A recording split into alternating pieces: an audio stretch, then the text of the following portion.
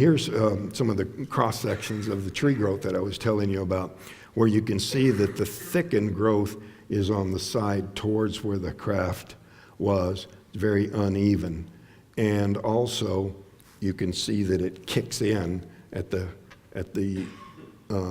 number of tree rings. So you get one tree ring for each year. That's the way it grows.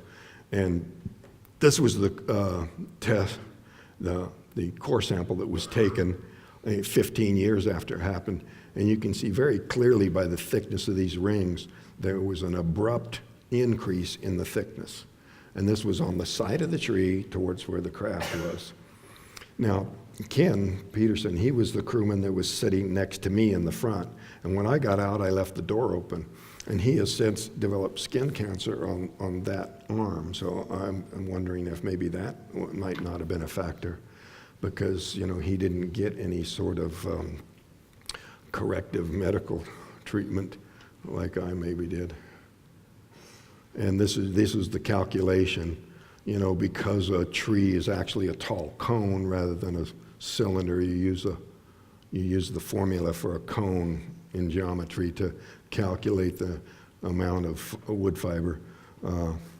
But some of these fiber materials from these trees have been subjected to laboratory analysis from Pinelandia Labs, and some of the crop circle researchers have done this.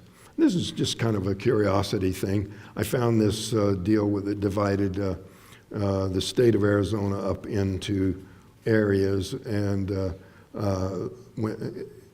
it turns out that the incident happened in what was labeled Area 51. So it's just, maybe the map makers had a sense of humor there, but there were a lot of coincidences that came up that sure make you wonder. Like, on the left is D.B. Sweeney on the set of the thing. On the right is my son. And my son came with me to a conference, and people said, "Oh, you brought D.B. Sweeney with you," you know. And well, yeah, I guess so, you know. They both had the same light blue eyes, and so very similar looking. Lots of coincidences that sure make you wonder.